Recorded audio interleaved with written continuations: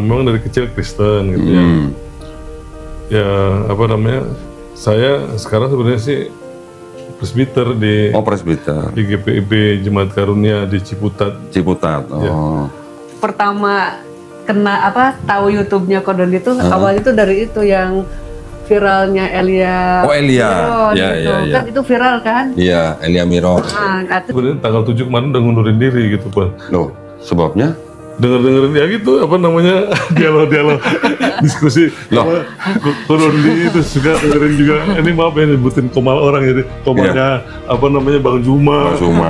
Jadi ini teman saya juga lihat kan Kodondi kan kalau ngomong kan kasih bukti apa namanya jadi dokumen gitu jadi ini ayatnya sisipan ayat ini kan Pak bilang.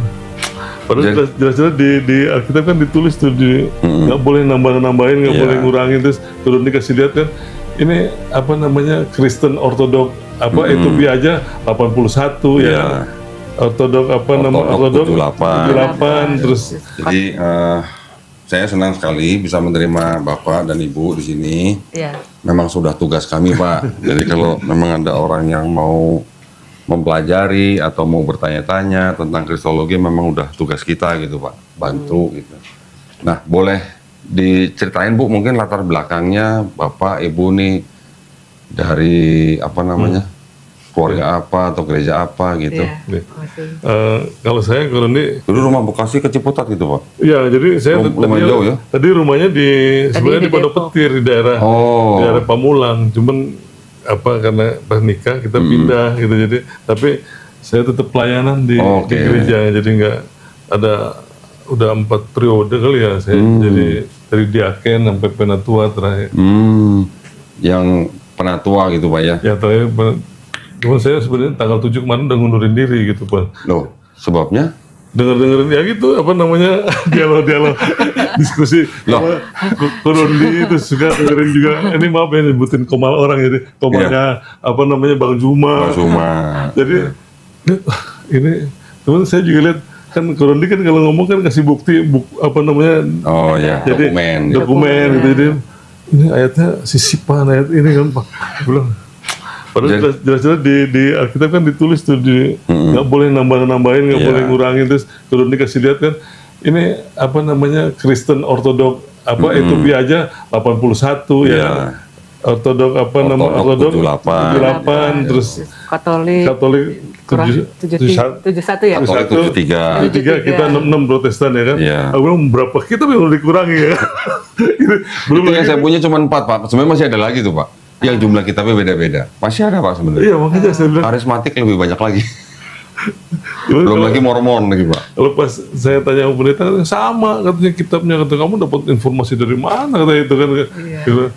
Padahal itu kan sejarah kan apa namanya harusnya sebenarnya kita tahu. Saya juga pikir ini pendeta sebenarnya tahu atau pura-pura nggak tahu gitu kan. Saya bilang ini saya terus terang sebagai presbiter kan saya dibohongin gitu kan. Jadi seolah kita pada saat jadi presbiter kalau nggak dikasih tahu dulu gitu apa namanya paling kan kalau Katolik masih jujur yang untuk Alkitabnya yang calon pastor itu kan dijelasin ini sisipan ini apa gitu ya kalau dia kalau ini kan kita kadang-kadang yang udah sisipan udah nggak ada kurungnya apa aja nggak dikasih tahu kan itu ayat-ayat juga yang kita mau Bapak sudah beli TB2?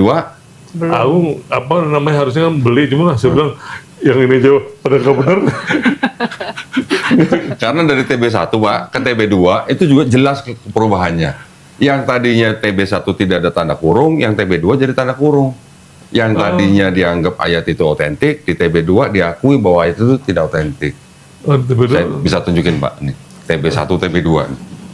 Ibu masih ingat cerita wanita berzina? Iya. Iya, satu perikop itu ya Kodondi ya. Iya. Dengar apa namanya Kodondi cerita. Satu perikop palsu. Satu perikop itu ya. Iya. Itu dari Yohanes 7:53 sampai Yohanes 8:11 itu. Sama yang itu juga ya Kodondi ya, yang apa Maria apa namanya yang dibilang perempuan pesinah itu. Iya. Maria Magdalena itu juga kan palsu itu ya. Kalau penyebutan Maria Magdalena tidak tertulis Pak di Bible, cuman itu tradisi gereja. Tradisi gereja menganggap bahwa wanita yang berzina itu adalah Maria Magdalena. Tapi nanti Bapak jangan kaget, ketika ada gospel lain yang tidak masuk ke dalam Bible, diceritakan Yesus sering mencium Maria Magdalena di bibirnya. Padahal dia orang Yahudi ya kan? Orang Yahudi. Boleh, iya. boleh nggak Bu? Iya. Bukan mahram istilahnya kalau di Islam. Secara Apa mencium apalagi di bibir, bersentuhan tangan aja nggak boleh. Secara adat itu kan Nggak boleh. Itu udah Ya sama kayak Islam juga kan memang nggak boleh. Betul. Bukan muhrim. Bu, diminum Bu. Iya. Iya, makasih. Kalau saya tuh kok pertama tahu YouTube-nya Kodon itu awalnya itu dari itu yang viralnya Elia. Oh, Elia. Miron Ya, gitu. ya. Kan itu viral kan? Iya, Elia Miron. Nah, terus kan Kodon ini kan reaction tuh yang ada di Sebenarnya saya nggak mau Bu reaction begitu. Cuman waktu itu ada channel ngaji cerdas datang ke sini, saya ditodong. Nih kok tonton videonya, ayo kita bikin reaction. Ya sebenarnya saya malas bikin reaction gitu. Nah, tapi dari situ saya tuh mulai tahu Kodoni. Oh gitu ya. Setelah itu ada sama Ari Untung itu. Oh, Ari Untung, nah, di situ kan Kodoni bilang ada ayat sisipan yang 1 Yohanes 5:7-8 yang ayat Trinitas. Dan nggak cuma itu Bu. Kenapa saya tunjukin 1 Yohanes 5:7? Karena di seluruh Bible-nya orang Kristen hanya ayat itu yang bisa dijadikan bukti bahwa itu adalah ayat ajaran Trinitas. Karena menyebutkan 3 pribadi, tapi 3 satu. Ayat lain kan nggak ada yang bicara begitu Pak. Kalau ayat yang menyebutkan 3 pribadi ada di Matius 28:19, Bapa, Putra, dan Roh Kudus, tapi tidak disebutkan ketiganya satu. Nah, tapi itu pun juga ayat sisipan. Cuman di sini tidak disebutkan gitu. Ya, ayat itu juga yang pendeta saya tuh kan saya pada saat mengundurkan diri dia kan belum ketemu nih lewat telepon itu. Gitu. Jadi saya bilang itu bukan itu kan ayat sisipan itu bukan ayat asli saya. Nih, saya tunjukin Pak. Ini namanya Alkitab TB2 Pak nih ya. Edisi 2. Ini disebutnya terjemahan baru edisi kedua. Di Bible ini mereka jual dengan buku penjelasan. Di penjelasan ini macam-macam mereka jelaskan bahwa kenapa harus ada terjemahan yang baru ini. Karena mereka mengaku mereka mau mengikuti Kamus Besar Bahasa Indonesia. Oh iya. Nah, macam-macam lah. Alkitab TB2 sedapat mungkin mengikuti kaedah terkini antara lain dengan acuan pada ejaan bahasa Indonesia yang disempurnakan edisi 5 2022 dan Kamus Besar Bahasa Indonesia edisi 5 2017. Di sini ada catatan lagi Pak di belakang. Keterangan ya Pak ya. Teks Masoret, teks Ibrani yang dilestarikan turun-temurun oleh para penyalin yang sangat setia menjaga ketepatan naskah kitab suci Ibrani. Tanda kurung tegak dalam perjanjian baru TB2, teks-teks yang ditandai dengan kurung tegak tidak terdapat dalam beberapa naskah kuno. Ya Pak ya, ini keterangan mereka sendiri nih. Sekarang kita lihat di TB1. Yohanes pasal 7 ayat 53. Ini Pak ya. 53-nya kan di sini nih. Ini tentang cerita perempuan yang berzina. Lalu mereka pulang dan selanjutnya sampai 8 ayat 11. Ini yang kisah perempuan berzina. Di sini Bapak perhatikan, ada nggak Pak tanda kurungnya? Nggak ada. Nggak ada ya? Sekarang saya buka yang TB2 nih Pak. Jujur sih jujur Pak. Kalau orang Kristen saya bilang mau jujur. Ya Pak ya. Yohanes 7 ayat 53 kan di sini. Lihat Pak, ada tanda kurung kan? Sampai ke 8:11 tuh tanda kurung. Ini artinya kisah ini juga sebenarnya kisah sisipan. Malah di TB2 yang dikasih itu ya. Iya. Tapi padahal di kitab Wahyu, kitab ini kan jelas nggak boleh ya ditambah-tambahin. Tetap aja masih walaupun jujur masih disisipin gitu ya, dihilangin gitu ya. Betul. Jadi gini Pak, kalau menurut saya nih Pak ya, dan menurut ahli-ahli perjanjian baru yang lain, di dalam agama itu kan ada agama itu kan artinya kan sebuah tatanan, sistem kepercayaan yang punya dasar atau landasan kitab suci. Tapi selain agama ini, di dalam praktek ibadah, di dalam praktek mereka berinteraksi dengan orang-orang, di dalam praktek manajemen agama itu sendiri, di dalam itu kan ada juga yang namanya pemikiran agama Pak. Nggak usah di Kristen Pak, di Islam juga ada. Saya jujur-jujuran aja. Di Islam juga ada pemuka agama Islam mengemukakan pemikiran agamanya yang diikuti oleh pengikutnya dia. Tapi kalau di Islam kan nggak ada cerita pemikiran agama bisa masuk ke dalam kitab suci. Beda dengan di Kristen.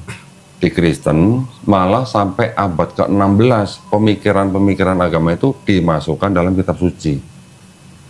Kalau Bapak pernah mendengar Bible versi Textus Receptus, Pak, dalam bahasa Yunani, itu mulainya apa namanya?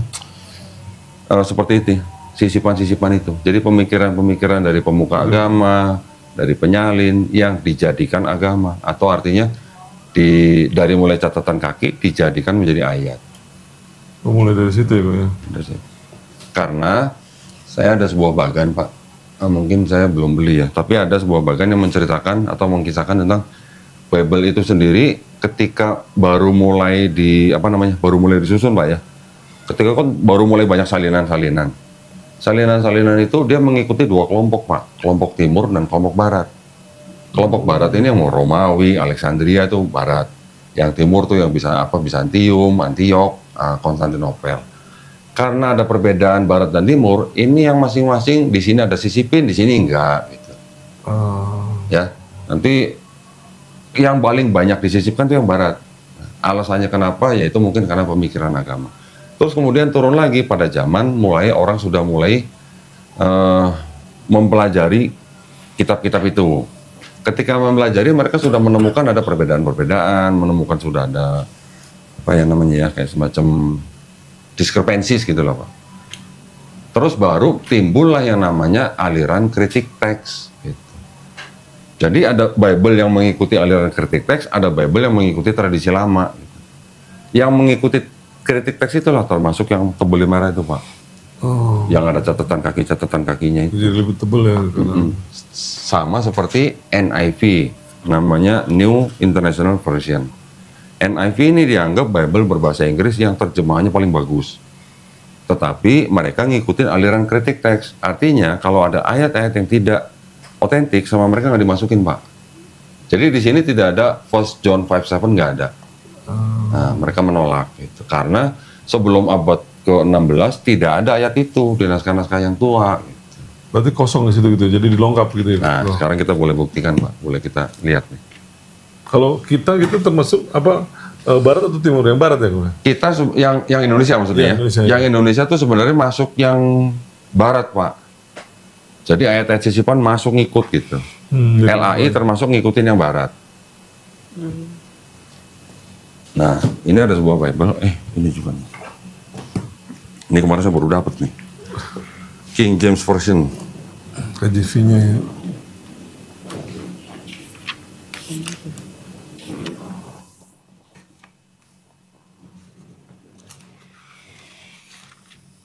Ini bahasa Inggrisnya masih bagus banget, Pak. Masih bahasa Inggris lama ini. Ini King James Version, Pak ya. King James Version. Yeah. 1 John 5:7. Ini, Pak. For there are that bear record in heaven ya. Yeah. Saya buka yang ini. Jadi ada 3. Ya. Nah, sama nih Pak. 1 John 5:7. Bapak tolong bandingin aja. Bapak bisa bandingin sendiri. Ini nomor aneh. Coba. For there. Oh, ini dari dalam Quran. Ini kan for there that testify, kalau itu for there that bear record in heaven. That's the spirit, the water, and the blood, and the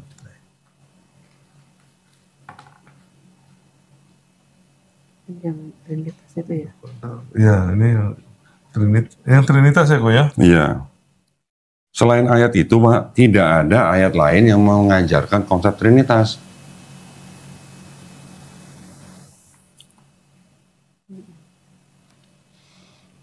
Iya. Nanti ada sebuah Bible lagi, Pak, namanya Revised Standard Version. Ya, ini terbit kalau nggak salah ini 1881, kemudian di apa namanya? 71 nih? Enggak, ini yang terakhir. Second edition-nya 71. Ini dari sebenarnya dia mengambilnya dari King James juga, Tapi akhirnya yang menerbitkan ini jadi mengikuti kritik teks. Ya, direvisi 1851, 1951. Dan ada yang 1946 sampai 52. Yang ini yang 52 nih Pak, saya punya nih. Oh iya. Mana ya?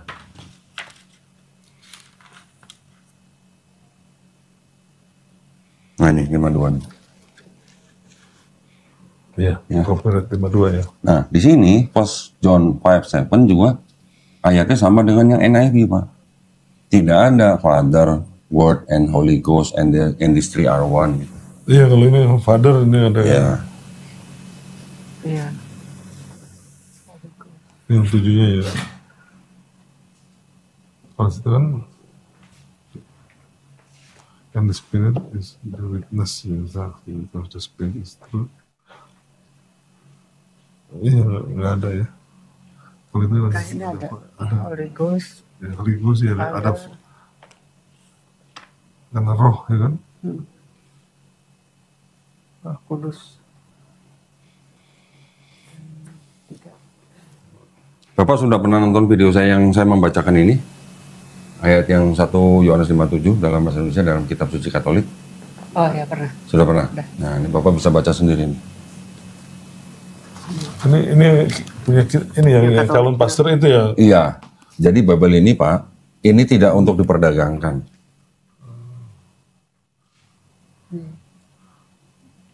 Tidak terdapat dalam naskah Yunani yang paling tua dan tidak pula dalam terjemahan-terjemahan kuno, bahkan tidak dalam naskah-naskah paling baik dari Vulgata. Bagian ini kiranya aslinya sebuah catatan di pinggir halaman salah satu naskah terjemahan Latin yang kemudian disisipkan ke dalam naskah-naskah oleh penyalin dan akhirnya bahkan disisipkan ke dalam beberapa naskah Yunani. Karenanya bagian ini pasti tidak asli. Itu diterjemahkan dari Bible ini, Pak. Ini namanya The Jerusalem Bible. Ini tahun 66 terbit. Lebih tua lagi ya. Iya. Ini kertasnya aja udah begini. Iya. Yang kalau di apa di Alkitab Sabda juga ya, kalau di Sabda kita bisa ada keterangan ini ada juga tafsir kan? Jerusalem. Iya, Nah, isinya sama dengan itu, Bu. Oh, kalau tafsir Yerusalem sama Mary. Sama. Itu diterjemahkan dari sini. Gitu. Nah, kalau yang di Bible ini malah diajarkan atau ditulis tentang sejarah bagaimana Pentateuch ditulis. Oh, sampai ke situ ya. Nah, Pentateuch itu kan yang 5 kitab Musa itu, Pak. Jadi di sini malah mereka mengakui teorinya Julius Wellhausen namanya, Pak. Ya, sejarawan bangsa Jerman yang akhirnya bisa memberikan jawaban kenapa kok di Pentateuch banyak sekali cerita yang double dan cerita yang kontradiksi. Teorinya Julius Wellhausen dimasukkan dalam Bible ini, Pak. Jadi menurut Julius Wellhausen itu kenapa bisa ada cerita yang berulang dan kenapa banyak kontradiksi? Karena sumbernya Pentateuch yang 5 kitab Musa itu ada 4 sumber ternyata. Yang disebut dengan Yahwis, Elohis, Deuteronomis, dan Priestly. 4 sumber ini atau disingkat JEDP ini yang merupakan sumber kisah di dalam 5 kitab Musa. Yang di tanah itu ya? Iya, di dalam tanah. Tanah itu kan, ya itu Pak. Tanah itu kan ada Torah, Nevi'im, Ketuvim. Iya. Yang dimaksud Pentateuch itu hanya yang Torah saja. Oh, Torah di Torahnya. Torahnya saja. Yang 5 kitab Musa, yang Kejadian, Keluaran, Imamat, Bilangan, Ulangan. Kitab ini malah mengakui teorinya. Karena selain dari teori ini tidak bisa dijelaskan kenapa banyak yang double, kenapa banyak kontradiksi. Nah ini rupanya teorinya ini masuk ke dalam sini nih Pak. Nah ini saya bisa jelaskan ke Bapak nih. Ini mohon maaf nih Bapak harus muter nih. Yang bikin ini Pak seorang Yahudi. Yahudi ini dia seorang PhD ya. Dia bisa membuat bagian ini berdasarkan sejarah, bahkan sampai ke timelinenya nih tahun-tahunnya. Detail ya? Ya, sampai ke sini. Nah ini Pak, sumbernya Pentateuch 5 kitab Musa tuh bersumber dari ini menjadi ini. Nah sampai ke sini. Di sini sudah ada mulai yang namanya ada P nih kan, by P gitu kan Pak. Iya. By GE. Ini ada DTR2, DTR1. Di sini ada R. R itu berarti yang terakhir, redaktor gitu Pak. Penyusun gitu. Itu tadi GEDP itu masuk dalam sini. Nanti di sini ada lagi sumbernya berarti ya. Sumbernya. Nih DTR2, DTR1. Nanti ada lagi yang Chroniclers. Kalau orang Sunda bilang liar ya. Liar. Nah, jadi yang Pentateuch itu hanya berasal dari hikayat-hikayat yang bersumber dari cerita Musa dan Abraham. Ini sudah ditambah-tambahin menjadi Pentateuch. Yang Prophet, Nevi'im, kisah nabi-nabi, ini berasal dari mulai himne-himne yang paling tua. Disebut ada Songs of Deborah dan segala macam. Raja-raja Israel, Daud, Joshua, Hakim-Hakim, Samuel, ini masuk dalam sini. Yang ini Yesekiel, ini Yesaya, ini yang nabi-nabi yang lain. Yang ini yang Ketuvim, Amsal, Rut, Ezra, Kidung Agung, Esther dan lainnya. Ini menjadi kelompok kitab-kitab Ketuvim. Ini menjadi Nevi'im, ini Torah. Ini menjadi tanah, Pak. Nah, tanah ini, ya ini nih kitabnya nih, Pak. Nah, kalau kita nggak punya ini, Pak, nggak nyambung gitu ceritanya. Ya. Ini kayak Al-Quran, bukan dari belakang ya? Dari belakang, karena ini ditulis dalam bahasa Ibrani, bacanya dari kanan ke kiri, Pak. Nah ini seperti ini. Ini teks bahasa Ibrani, ini teks terjemahannya. Nah ini Pak, ini mohon Pak. Bahasa asli sampai ya? Di sini, sampai menjadi ini, sebelum jadi ini, yang Pentateuchnya diterjemahkan menjadi bahasa Yunani di tahun kira-kira abad ketiga. Septuaginta itu ya? Septuaginta. Ini yang disuruh oleh Raja Ptolemy II di Alexandria, Mesir. Karena zaman itu adalah zaman penguasaan atau era Helenisme, Pak. Yunani menjajah daerah Mediterania, ada Persia, Palestina, Mesir, dan negara-negara Eropa Selatan. Oh, dijajah Yunani berarti. Nah, ya, yang ini Pak, ini yang menjadi cikal bakal perjanjian lamanya Bapak. Septuaginta ya? Septuaginta. Tapi Septuaginta ini ketika diterjemahkan mungkin masih benar, tapi ketika sudah ditambahkan dengan prophet dan writings, penerjemahannya sudah mulai berubah, Pak. Berada di prophet dan writings. Karena apa? Yang ini seolah-olah dianggap sedang berbicara atau bernubuat tentang Yesus di perjanjian baru. Seolah-olah ya, padahal seolah-olah. Padahal menurut kitab ini tidak ada. Nggak ada sama sekali ya? Iya, saya juga. Nanti saya bisa buktikan ke Bapak.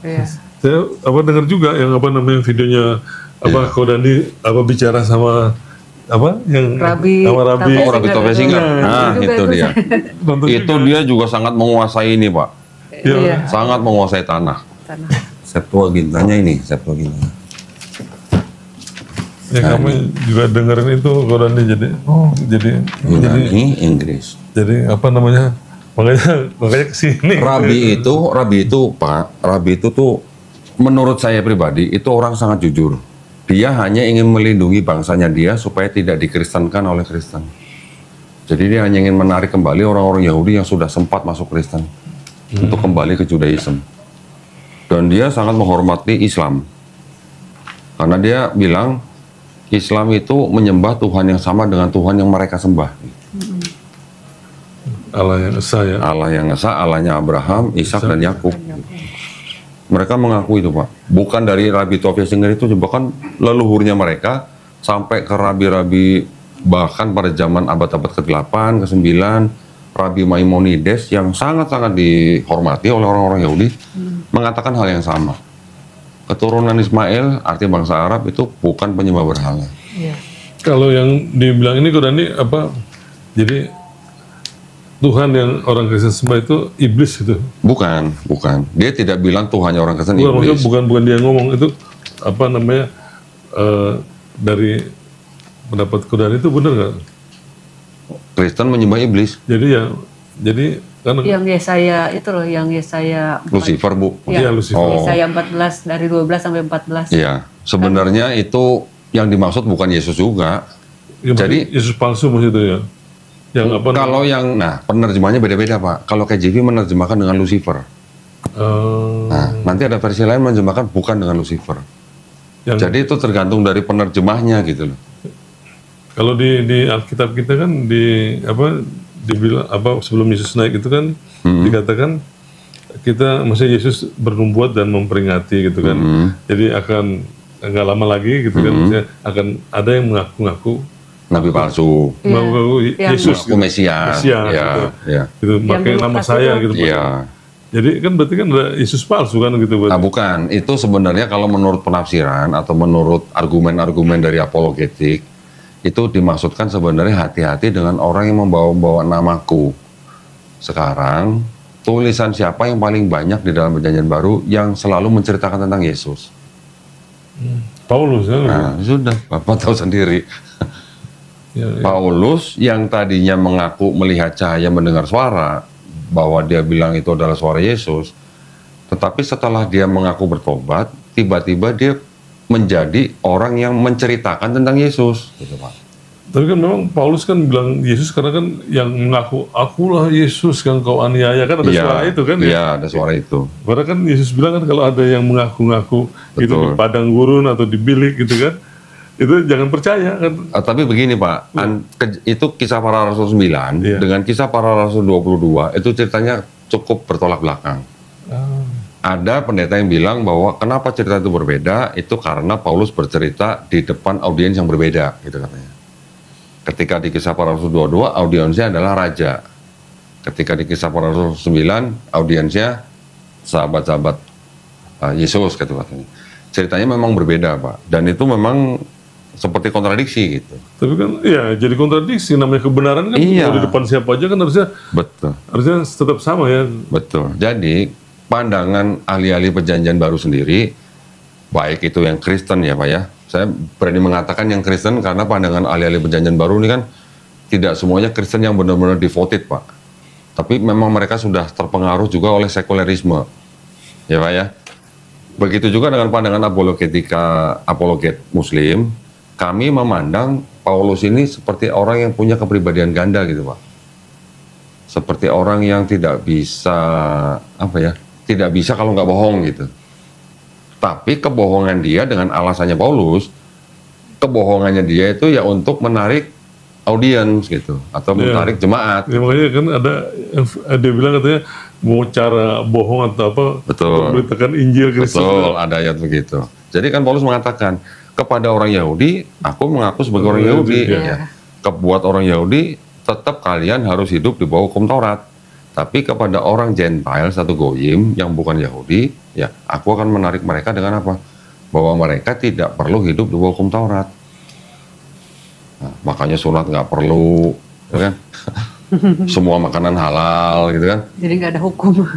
Ya kan udah menurut Paulus hukum Taurat itu sudah dibatalkan Bu. Nah, dengan mati Yesus di atas kayu salib. Yang jadi pertanyaan kan, sunat nggak usah, makan semua makanan halal, tapi perpuluhan jalan terus. Bapak ini pasti rajin perpuluhan, saya yakin. Padahal aku dengar juga ceritanya, karena kalau di kita itu kan perpuluhan tiap bulan ya kok ya. Padahal itu kan harusnya tiap 3 tahun. 10 minimal setahun Pak. Setahun tapi kan 3%. Iya. Karena kalau 10 itu kan udah 3 tahun harusnya.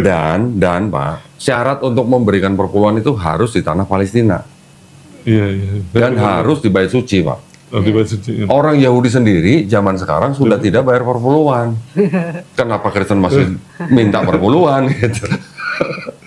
Nanti pendeta akan bilang karena pendeta-pendeta itu adalah keturunan suku Lewi secara rohani. Gitu. Ya Bapak bisa pikir sendiri lah. Saya tuh udah ngundurin diri dari tanggal 7 sampai sekarang belum diterima sama pendeta. Oh gitu. Pun tadi WA minta hari Rabu ketemu gitu kan. Oh, iya.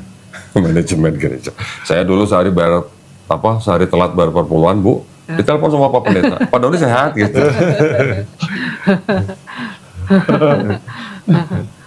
Tapi saya terus terang dapat ilmu ini, pengetahuan ini dari pembicaraan Kodandi sama siapa ya, Ustadz apa? Wanham Ali juga. Ya. Kita dengerin juga sama kajian-kajian yang gitu kita. Ya, jadi ya secara nggak langsung ini juga jadi berkat untuk kita gitu. Ya, makanya saya sangat terbuka kalau ada orang-orang seperti Bapak dan Ibu yang mau berbicara tentang kitab ini, saya sangat terbuka. Ayo gitu. Siapa tahu saya bisa belajar sesuatu juga gitu dari Bapak. siapa tahu Pak, ya kan? Ini yang sudah saya pelajarin. Siapa tahu Bapak punya pandangan lain, kita diskusikan aja. Sering Pak saya dapat tamu yang seperti Bapak.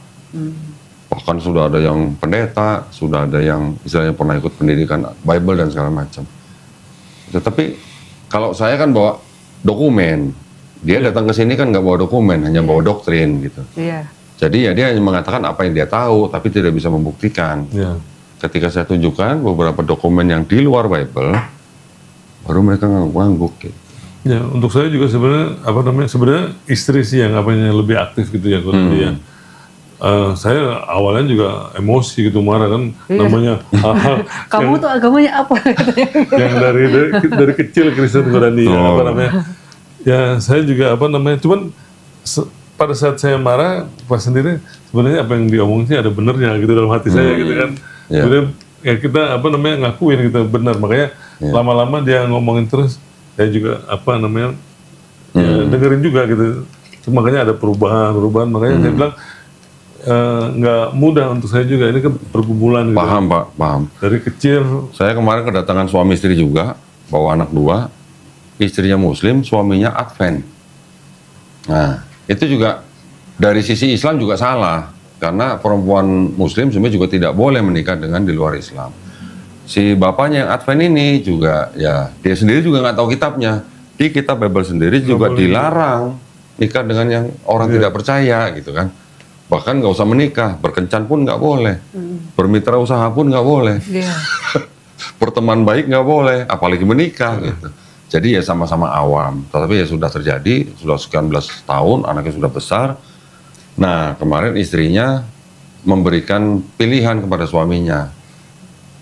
Sekarang sudah zaman informasi, istrinya sudah tahu bahwa tidak boleh menikah beda agama, akhirnya memberikan ultimatum kepada suaminya. Kalau mau diteruskan pernikahan ya kamu harus masuk Islam. Kalau kamu nggak mau ya mohon maaf saya harus cerai dengan suaminya. Datanglah suaminya ke sini Pak 2 kali. Apa yang saya jelaskan dia sudah terima Pak. Terima, bahkan apa yang saya tanya dia juga nggak bisa jawab karena bertolak belakang dengan nalar dia. Ya, tetapi dia masih belum bisa ambil keputusan Pak untuk masuk Islam. Alasannya tidak jauh-jauh dari keluarga, ibunya, saudara-saudaranya. Itu yang jadi alasan terbesar mereka. Ya kebetulan saya orang tua udah nggak ada gitu. Begitu kakak juga udah nggak ada. Saya sekarang paling tua di. Nah kemarin. Tapi kan bapak masih punya saudara yang lain, sepupu, ada. Jadi, tante, apa segala macam. Kemarin juga masih WA-WAan juga gitu. Adik itu kan kamu tuh belajar dari mana sih katanya kan gitu kan. Dan saya bilang ya dia nanya, tapi aku bilang enggak kan kita udah nggak ke gereja kan, gitu terus dia nanya kan di grup itu ya, udah ke gereja belum gitu. Keluarga. Kita kan juga nggak mau bohong gitu kan. Ya. Mas bilang kan kita udah nggak percaya sama Yesus itu Tuhan. Aku bilang ya maksudnya nggak percaya kalau Yesus itu Tuhan gitu. Sekarang aku bilang kalau dia bilang kan kalau dia tetap percaya, sekarang buktiin lah sama saya gitu. Memang kan karena saya juga lihat nggak ada gitu kan dari yang Kodan dikasih tahu itu, ternyata memang nggak ada gitu pengakuan bahwa Yesus Tuhan, terus ajaran Yesus bahwa kita harus menyembah dia selalu ngajarin bahwa harus menyembah Allah yang esa ya. Iya.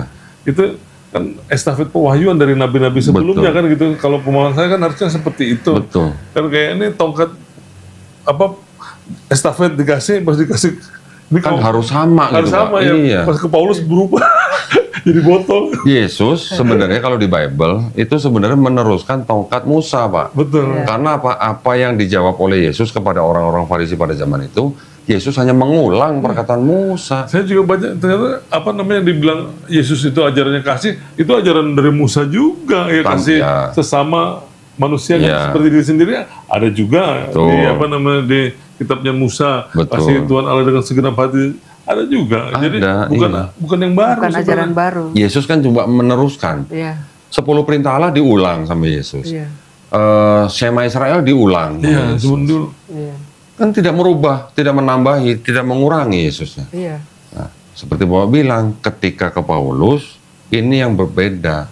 Ada ide baru bahwa manusia lahir bawa dosa waris. Sedangkan Yesus tidak pernah mengajarkan. Bahkan Yesus bilang kan kalau nggak bertobat dan seperti anak kecil tidak masuk kerajaan surga. Anak kecil kan gimana Pak konotasinya? Iya. Pertama tuh saya tuh nggak ngerti waktu Kodandi ngomong apa ini udah terpengaruh apa namanya ajaran apa Helenisme. bukan yang apa yang kan kalau Yunani pagan katanya kan. Iya, pagan itu Romawi, Iya. Yunani itu Helenisme. Makanya saya ini Kodandi apa sih maksudnya gitu kan cuman karena sering dengar oh maksudnya ini gitu jadi Ada buktinya Pak, Iya. yang ngomong Bible loh, bukan saya loh. nggak maksudnya sekarang sih udah Oh, sudah tahu. udah ngerti gitu. Oh maksudnya Kodandi ini jadi anak manusia dijadiin apa? Jadi ceritanya tuh pas saya juga dengar apa namanya maaf ya selain dari Kodandi kita dengar dari Ustadz apa ya kemarin? Bang Oh Zuma. ya selain Bang Juma kemarin pas dengerin ini apa Ustadz Rahmat Baikuni. Oh, Ustadz Rahmat Baikuni. Iya kan yang masalah akhir Kalau zaman. ya Ustadz Rahmat itu Ustadz eskatologi, ilmu masa depan gitu. Iya. Ya. Jadi apa namanya memang akhirnya sama juga Nyambung gitu. akhirnya. Nyambungnya ceritanya tuh nyambung dia juga. Iya, Jadi iya. semua ujungnya ke Dewa Matahari ya. Jadi dari mulai Sebenarnya gini Pak, ini pengaruh terbesar itu adalah karena ada yang namanya era Helenisasi Pak. Kita dijajah Belanda berapa tahun Pak? 350 tahun. Ada sesuatu nggak yang ditinggalin Belanda kepada kita? iya, agama. Ada. KUHP kita tuh asalnya dari Belanda Ya, Pak. semua hukum ya. Belum lagi mungkin yang lain, budaya-budaya yang lain yang dibawa Belanda ke sini. Begitu juga orang-orang Yahudi ketika mereka sudah pernah terdiaspora, kemudian mereka sudah terpencar dan mereka hidup di bawah pengaruh kekuasaan Yunani. Tahun 332 Alexander the Great kan sudah mulai merambah ke daerah mana Mediterranean, melawan Persia, Raja Darius Agung. Akhirnya sampai kalah, harus semua dikuasain Pak. Orang-orang Yahudi kan juga hidup di situ. Ketika mereka hidup di bawah era Helenisasi, kan pasti ada yang menolak, ada yang menerima Pak. Ada juga kan orang yang berasimilasi, kawin silang gitulah. Pasti ada sebagian yang mau menerima. Akhirnya ada yang namanya seorang filsuf namanya Philo Pak. Philo itu yang mencoba menjembatani antara Yudaisme dan Helenisasi. Dia padahal orang Yahudi Pak, dia orang Yahudi tapi dia menjembatani filosofi Helenisme dan juga iman Yudaisme mereka. Ini yang akhirnya dicoba digabungkan, hasilnya malah jadi Kristen. Hasilnya jadi itu yang pertama kali dipakai oleh Philo Pak untuk masuk ke dalam Kristen itu adalah kata-kata kurios. Bapak pasti sering dengar kan kurios kan? Kurios itu kalau di Jawa kan bisa dengan kata Gusti Bu, ya kan? Iya. Kalau kita bicara kepada Bupati, Gusti Bupati, atau Gusti Gubernur, atau Gusti Presiden, kita juga bisa memanggil Gusti Nabi, siapa gitu misalnya. Orang Jawa juga bisa sebut Gusti Yesus. Iya. Tapi Gusti ini kan bisa ditujukan kepada manusia, juga bisa ditujukan kepada Tuhan. Itu dari situ Pak asal mulanya. Nah, kata kurios itu oleh Philo selalu ketika dia sedang berusaha menjembatani antara Helenisme dan Yudaisme, kata kuriosnya itu sama dia dipakai selalu konotasinya kepada Tuhan Yang Maha Esa. Jadi ketika Yesus di Perjanjian Baru disebut dengan kurios, orang penerusnya akhirnya menerjemahkan kurios itu dengan Tuhan. Harusnya hanya apa? Junjungan gitu. Tuhan ya. Nah, atau Tuhan. Itu bahasa Yunani ya kok ya? Kurios itu bahasa Yunani. Itu bukan artinya dewa. Bukan. Theos, dewa. Theos. Dia. Theos. Kurios itu Kurios itu bisa Tuhan, ya. bisa untuk Tuhan gitu Pak. Jadi kalau bahasa Inggrisnya gini, akhirnya ada kerancuan gini Pak. Kalau kata Lord di dalam bahasa Inggris, Lord. Orang Inggris zaman dulu, abad 7, 8, 9 ketika bangsa Viking udah mulai datang ke Inggris, orang Saxon ya Pak ya, dulu belum Inggris, namanya Saxon. Orang Saxon kalau memanggil seorang penguasa tanah atau orang yang punya banyak tanah ya. disebutnya apa? Lord Arthur misalnya. Ketika orang itu ketemu raja, dia nyebutnya manggilnya Lord King. Ketika dia ke dalam gereja, dia nyebutnya Lord God. Ada Lord, ada God gitu Pak. Tapi memang kata Lord ini bisa dipakai juga untuk sebagai kata ganti Tuhan itu juga. Ke manusia bisa, ke Tuhan bisa gitu Pak. Nah sekarang ketika orang sudah bilang ada Lord Arthur, Lord King, Lord God. Nah ini kata Lord ini yang di jauh sebelumnya sama Philo itu sebenarnya dicoba dikonotasikan kepada Tuhan Yang Maha Esa. Sehingga ketika berurusan dengan Yesus, semua kata kurios yang berurusan atau diimbuhkan di depan Yesus diterjemahkan menjadi Lord. Tapi Lordnya untuk Lord God gitu. dari Philo Pak itu Pak. Diteruskan nanti dari tahun 63 Masehi oleh Romawi. Romawi bawa paganisme. Jadi kalau Yunani ada dewa Zeus, punya anak Hermes, Hercules, Perseus. Romawi juga punya dewa namanya Jupiter Pak. Jupiter punya anak siapa? Merkuri gitu. Bersama ya. Hampir sama kan, ada pagan Romawi, ada Helenisme Yunani. Yang lucu begini Pak, ini lucu nih Pak nih. Saya punya Bible ini Pak, belum lama saya beli di Bandung.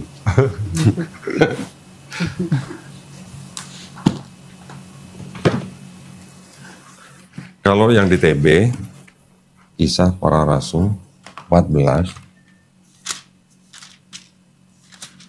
Nah ini Pak, Barnabas mereka sebut Zeus, Paulus mereka sebut Hermes. Hermes ini anak dewa Zeus kalau dalam mitologi Yunani Pak ya, karena ia yang berbicara. Ingat Pak ya, Barnabas, Zeus, Paulus apa Pak? Hermes. Bisa ya Pak ya? 14. Ini apa Pak? And they call Barnabas Jupiter. Ini and Zeus. Paul Merkuri. because he was the chief speaker. Barnabas, Jupiter, Paul, Merkuri. Zeus, dewa di Yunani, Jupiter, dewa di Romawi. Oh ini dewa Romawi, ini dewa Yunani. Hermes, anaknya dewa Zeus. Merkuri, anaknya dewa Jupiter. Saya kan nanyanya gampang Bu, yang salah yang mana gitu. Kok bisa nih Merkuri ini Jupiter gitu. Nah ini juga sebuah indikasi Pak, indikasi yang sangat kuat bahwa memang masyarakat pada zaman itu masih sangat kental dengan paganisme Romawi dan Helenisme Yunani. Makanya ketika mereka melihat ada orang punya kemampuan khusus, bisa ngobatin orang dan macamnya, langsung disebut dewa. Gitu.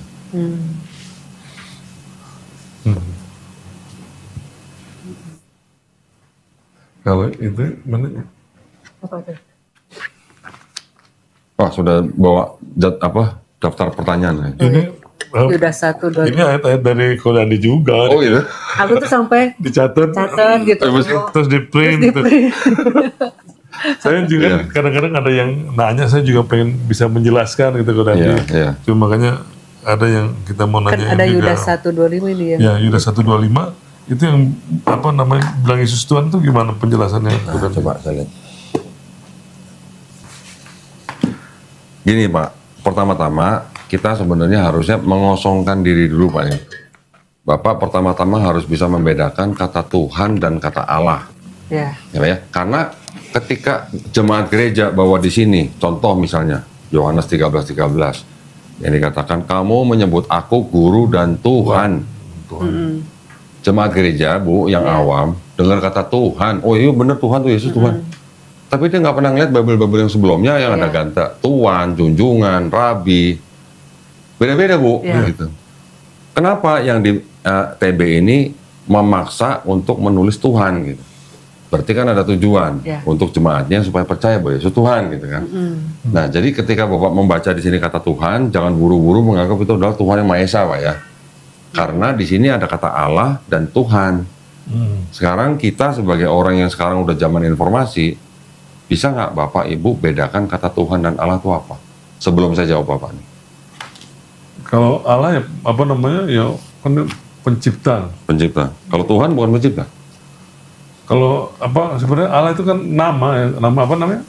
Apa? Generik atau proper?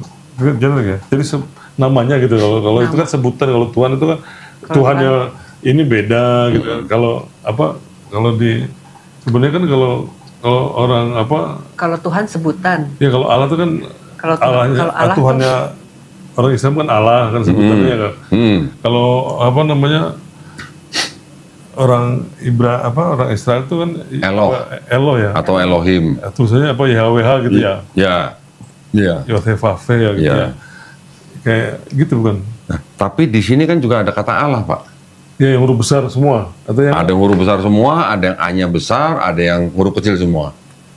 Ada Pak, segala macam bentuk tulisan di sini. Itu memang karena pengaruh terjemahan. Tetapi kalau yang banyak beda-beda itu banyaknya di Perjanjian Lama Pak. Karena ada kata-kata Elohim, nanti ada kata-kata Yotevave, itu penerjemahannya macam-macam. Ada yang A-nya besar, lainnya kecil, ada yang semuanya kecil, ada yang semuanya besar. Tetapi ketika masuk perjanjian baru, di perjanjian baru juga ada kata Allah dan kata Tuhan, Pak. Ya, dibedakan antara kata theos dan kata kurios. Theos ini sebenarnya memang ditujukan kepada Tuhan yang Maha Esa. Tuhan Sang Pencipta Langit dan Bumi ini, kalau theos. Dalam budayanya Yunani dan Romawi, theos ini adalah dewa yang paling tinggi. Dewa Zeus atau dewa Jupiter, tadi seperti kita lihat. Ada Tuhan atau dewa yang paling tinggi, tapi kan mereka juga percaya ada Tuhan-Tuhan yang lebih rendah di bawahnya. Contoh misalnya, ada dewa Zeus, nanti di bawahnya lagi ada dewa Poseidon atau Jadi itu adalah orang-orang yang disebut dengan pagan, adalah orang-orang yang percaya bahwa setiap elemen daripada alam ini punya penguasa. Langit penguasanya dewa Zeus, laut penguasanya dewa Poseidon, nanti gunung penguasanya siapa. Begitu Pak, jadi nanti ada dewa perang, dewi kesuburan dan segala macam. Jadi ada Tuhan yang paling tinggi, yang supreme, tapi juga ada Tuhan-Tuhan di bawahnya yang lebih rendah. Ini bukan politeisme juga Pak, ini namanya henoteisme. Nah, kalau politeismenya mungkin sejajar, jadi politeisme. Tapi kalau ada yang lebih tinggi, ada lebih rendah, itu namanya henoteisme. Itu Pak yang masuk dalam sini, yang dalam Bible gitu. Nah, jadi kalau di sini ada kata-kata misalnya Tuhan, Yesus Tuhan, belum tentu yang dimaksud dengan Tuhan ini adalah Tuhan yang Maha Esa itu, yang Maha Kuasa itu. Gitu. Bisa jadi ini adalah Tuhan yang lebih rendah gitu Pak. Karena juga ada unsur penerjemahan yang rancu. Sekarang kalau saya tanya Bapak, kalau bahasa Inggrisnya Tuhan apa Pak? Kalau apa? Bahasa Inggrisnya Tuhan, God, ya kan God, G-O-D gitu kan, dengan G besar. Kalau bahasa Inggrisnya dewa apa Pak? God juga. Sama ya. Sama. God. Kalau dewa, God-nya G-nya kecil gitu. Oke. Sekarang kalau kita terjemahkan juga kata God di dalam bahasa Inggris ke dalam bahasa Indonesia harusnya apa Pak? Tuhan kan Pak? Harusnya Tuhan. Tetapi di dalam Bible, khususnya di Perjanjian Baru, kata God itu diterjemahkan ke dalam Bible ini menjadi Allah. Bukan Tuhan. Sedangkan kata Lord diterjemahkan ke bahasa Indonesia jadi Tuhan. Tapi khusus untuk Yesus.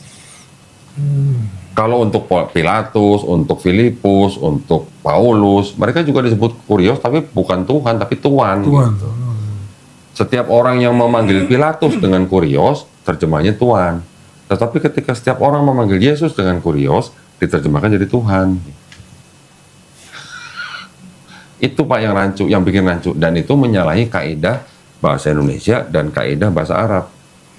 Bahasa Indonesia, saya buktikan ke Bapak. Handphone ini. Saya buktikan ke Bapak. Kita pakai KBBI aja Pak ya. Kan tadi Bible ini kan mengaku juga mengikuti KBBI Pak. Tetapi ternyata tidak semua mengikuti KBBI. Saya buktikan ke Bapak ini.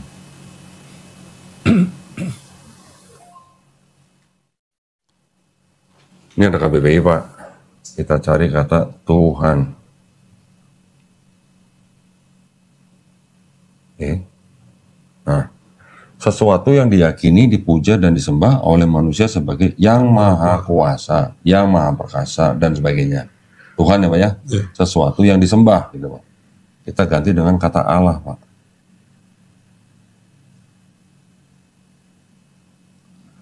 Nama Tuhan dalam bahasa Arab.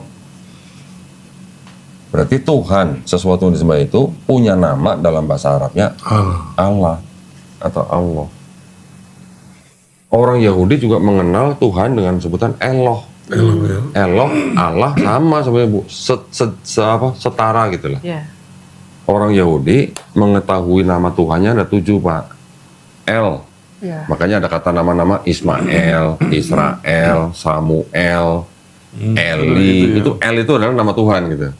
El, Eloh, Eloah, Elohim, El Shaddai, Yotevave, dan Zebaot. Ada 7 nama Pak. Yang paling kudus menurut mereka adalah yang Yotevave.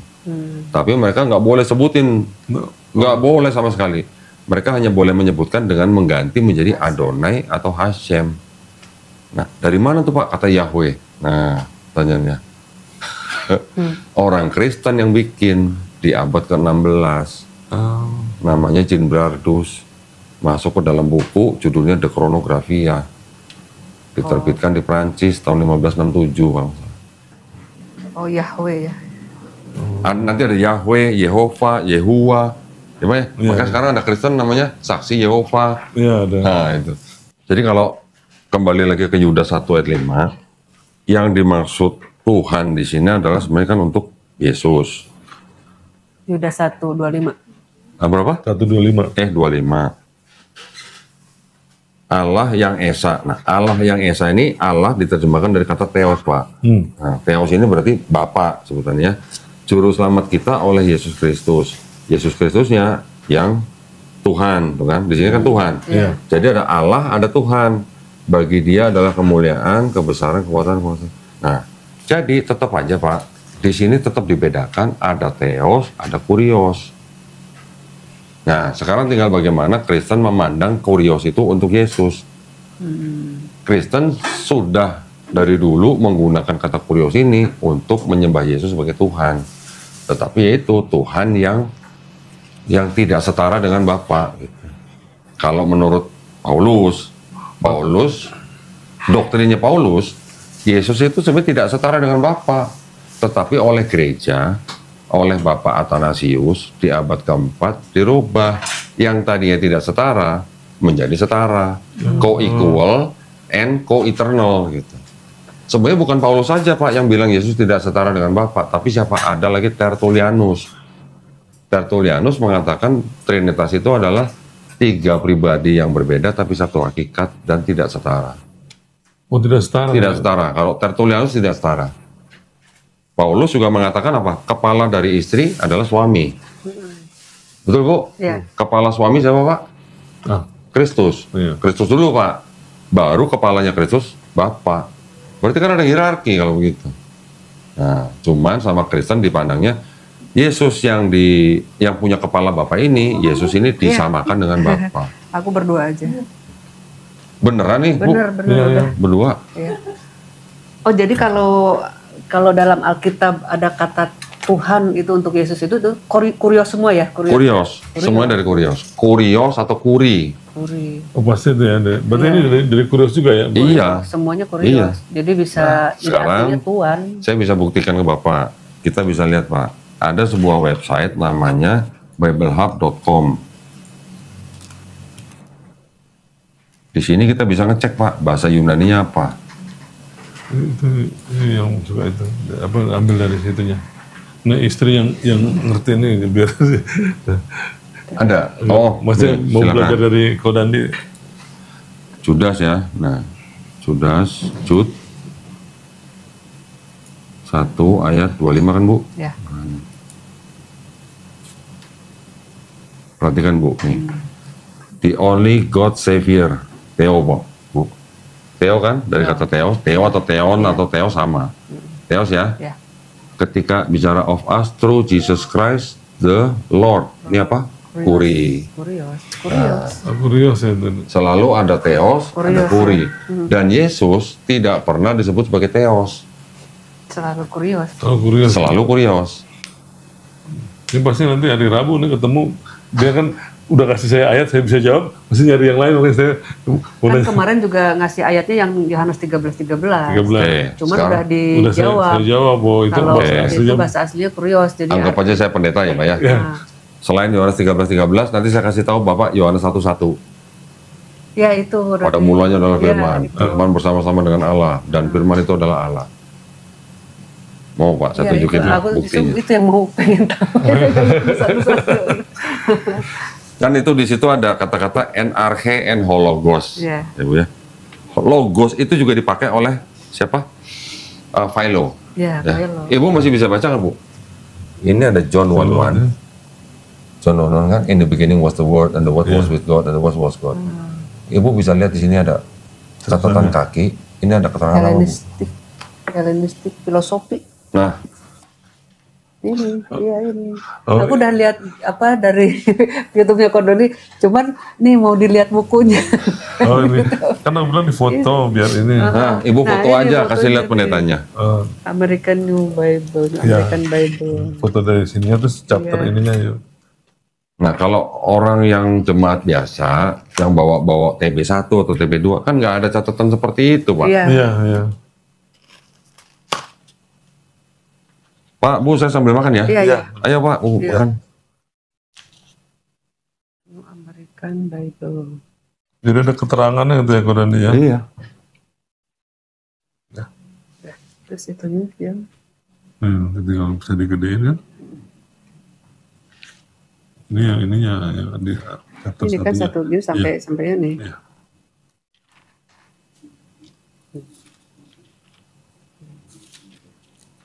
Hellenistik filosofi.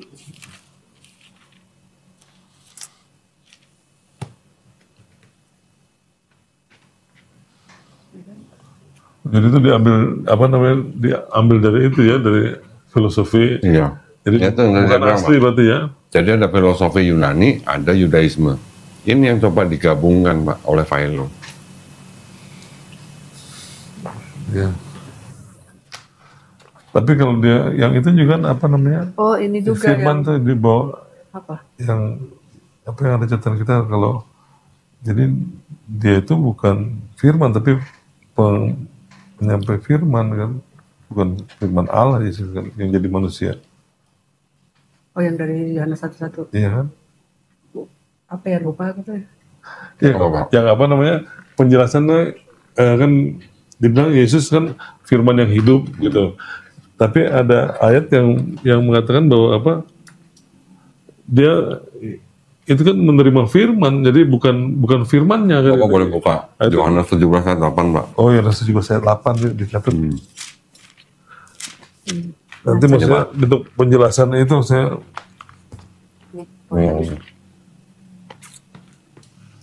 Yohanes 17 ayat 8. Sebab segala firman yang kau sampaikan padaku telah kusampaikan kepada mereka dan mereka telah menerima. Itu kan kepada murid-muridnya ya kok ya. Mereka tahu benar-benar bahwa aku datang daripadamu dan mereka percaya bahwa engkau lah yang telah mengutus aku. Berarti dia bukan firman ya kan? Tapi pembawa firman ya kan? Jadi iya kan? Kalau mau dibilang pembawa firman ya pembawa firman karena dia ayat menyampaikan itu ya kan? Sudah menerima firman dan sudah menyampaikan firman. Apa namanya itu Pak kalau bukan nabi? Itu aja. Iya benar-benar. Ini ya di sini. Sekarang Pak, Yesus sendiri di Bible kan tidak pernah mengaku Tuhan, tadi Bapak bilang kan. Iya. Pernah nggak Yesus mengaku sebagai nabi, Bu? Ada. Di mana? Yang apa tuh, seorang nabi? Nah, itu Matius 13:57. Dia sedang membicarakan dirinya sendiri. Iya. Ketika ditolak di Nazaret. Iya. Berarti kan dia ngaku nabi sebenarnya. Iya. Iya. Nah itu.